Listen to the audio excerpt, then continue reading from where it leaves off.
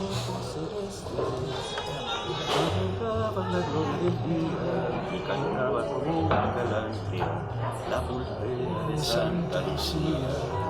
Era voz de la vieja parroquia, quien fue el gaucho que no la quería.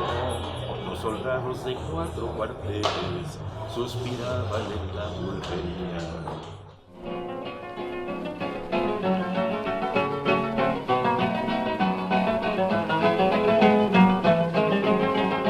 La poesía es un género que casi invariablemente nos remite a algún escenario romántico o tormentoso.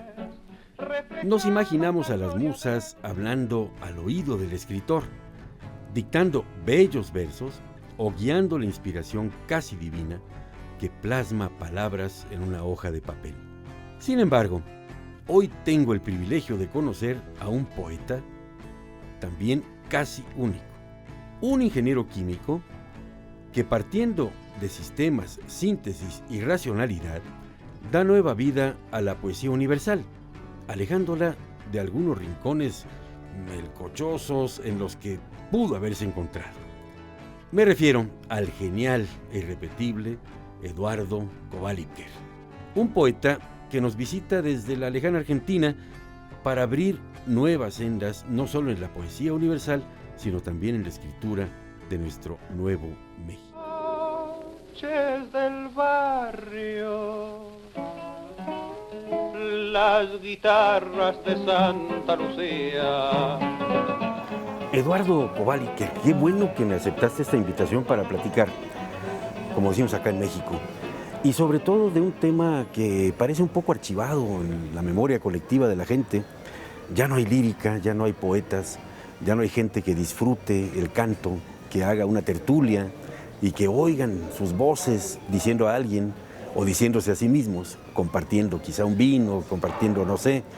Y tú nos traes ahora como muy buen refresco a toda esta desolación un libro tuyo que es tu obra poética desde el 70 hasta el 2017, en donde, pues mira, quien te anuncia por aquí en la contratapa dice que es como una expresión sincera, ¿sí?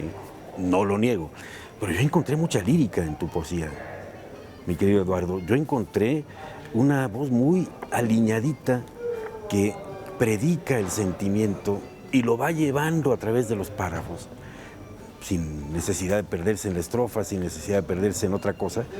Déjame decirte, nada complicado, como debe de ser la poesía, ¿no crees? Como debe ser la poesía, y tal vez en eso también me queda mi alma de ingeniero, de tratar de ser concreto en lo que digo, concreto en lo que hago. No escribir por escribir. Vos fíjate que mi obra son cuentos hechos poesías, relatos o sentimientos expresados sin frases vacías o sin sentido para llenar algo. Todo es sintético. Y como vos decís, es fácil, que eso es un tema que yo doy muchas veces charlas de cómo escribir poesía, sobre todo a los estudiantes acá en la UNAM, hasta una vez o 2 veces, no recuerdo, hice cursos de 3 días, cómo escribir una poesía. Y lo primero que le digo a los alumnos es que para escribir una poesía, cuando vos escribís, vos tratás de comunicarte con la persona a quien o el grupo humano a quien le pensás escribir. Entonces lo primero que tenés que saber es que lo que vos escribís es perfectamente entendible por el resto de la gente o por aquellos a los que tú quieres transmitirle. Para eso tenés que ser absolutamente claro. Eso de poesía hermética no existe, es una pavada. Eso de escribir 6 renglones para abajo que ni el mismo tipo sabe lo que escribió y menos el de enfrente, y que no aporta nada y que no dice nada y que dicen son imágenes. ¿Qué imágenes de qué? De nada. Son imágenes negras que no sirven. Es un vacío. Y después es muy simple lo que yo explico y lo explico con ejemplos. Poetas son, andá a ver si vos no entendés a Neruda o a Nervo o a todos los mexicanos maravillosos, entendés todo lo que escriben. Y es tan difícil, no es nada. A todos, a Darío, el más grande de todos. ¿Hay algún poema que no entendés? ¿Hay algo que te tenga que explicar? Bueno, Se dice sola la poesía, se ¿no? dice sola, y te la acordás de memoria porque tiene el ritmo y la sonoridad y la armonía para el recuerdo.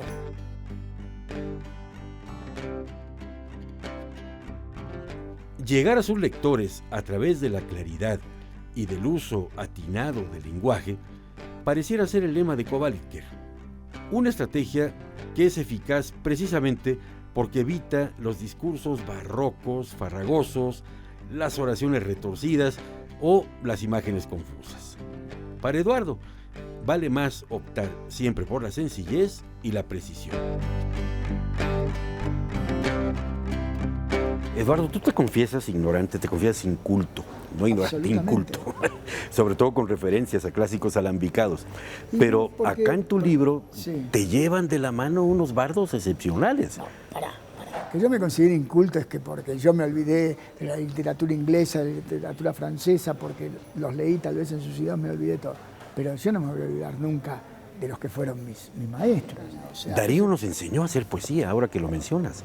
Padre del modernismo, admirado en Europa y además de una pluma tan sencilla, maravilloso, de un verso, como diría Martí, de un verso claro. Escucha, dichoso el árbol que es apenas sensitivo y más la dura piedra porque esa ya no siente, pues no hay dolor más grande que el dolor de ser vivo, ni mayor pesadumbre que la vida consciente.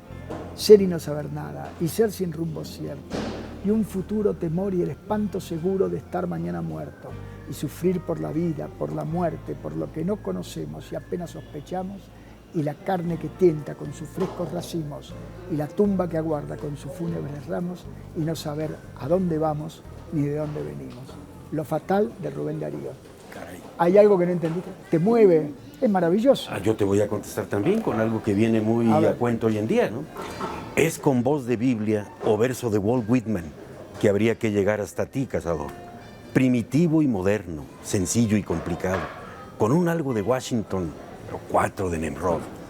Eres los Estados Unidos, eres el futuro invasor de la América ingenua, que aún tiene sangre indígena, que aún reza a Jesucristo y que aún habla en español. Eres soberbio y fuerte ejemplar de tu raza, eres culto, eres hábil, te opones a Tolstoy. Y alumbrando el camino de la fácil conquista, la libertad levanta su antorcha en Nueva York. Más la América nuestra, que tenía poetas desde los viejos tiempos de Nezahualcóyotl. Y ahí se va Darío, echándole la oda al presidente Roosevelt, ¿no? Espectacular. Espectacular, Sí, ¿no? Y aparte la gama es amplísima de Darío.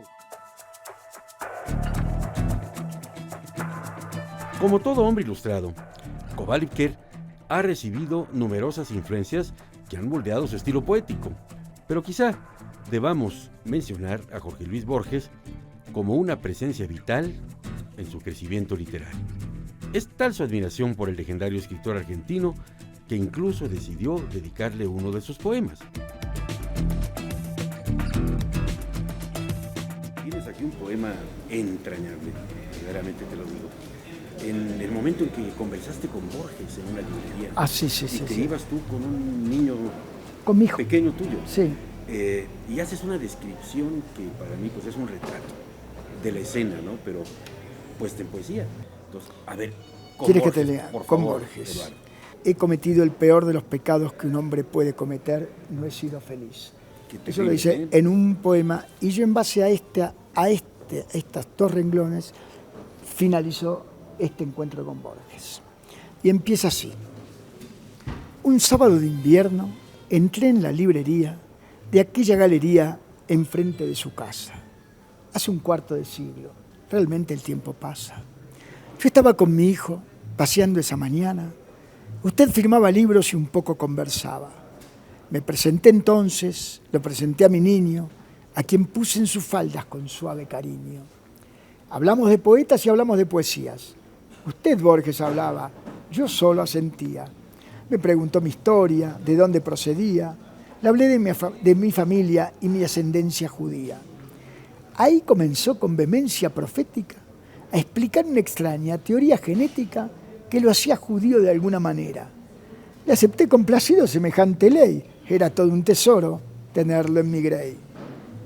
Cuando recuerdo aquel episodio, mi hijo en sus brazos y su humilde alegría al lograr convencerme de aquella teoría, me quedó guardada una fantasía. Por una mañana, por unas horas, aquella mañana, se rompió ese hechizo que lo poseía y al que usted, Borges, llamaba el pecado de no haber podido ser feliz un día. Qué lindo. Hablas como poeta, mi querido Eduardo. Y en calidad de tal te agradezco muchísimo esta charla que hemos tenido, muy rica, muy divertida, muy entretenida, muy didáctica para mí, que soy un alma profana. No, Sí. y para mí también. Me encontré con otros poetas que saben más poesía que yo. Y te lo digo a ti, ateo, tú eres un poeta como Dios manda. Está bien. Y como decimos los mexicanos, con esta me despido, mi querido Eduardo. Bueno, muchas Qué gracias. amable, ¿eh? Muchas gracias.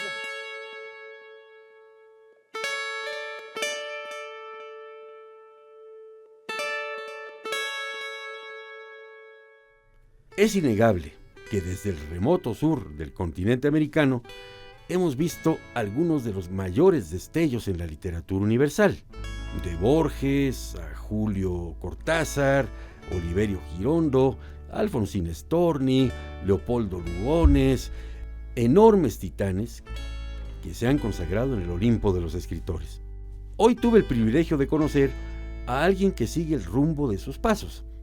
Y esto es, sin duda alguna, una cualidad literaria bienvenida por los lectores del mundo y, por supuesto, de este nuevo México.